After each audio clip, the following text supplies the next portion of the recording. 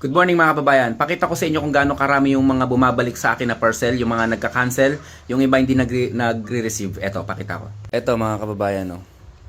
Yan, mga RTO, mga return na yan. So, malaking halaga ang nauubos din sa akin, nasasayang dahil sa mga cash on delivery. So, binabayaran ko ang mga shipping fee niyan.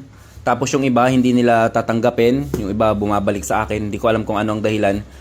Kaya nag-desisyon ako na sa mga gusto mag-avail ng cash on delivery, mag-present ng ID. Kasi hindi rin basta-basta yung nasasayang na pera natin dito sa pagbayad ng shipping fee. Estimated ko siguro baka nasa 10,000 to 15,000 na naman ang madadali ang nawala sa atin. Marami pa yan.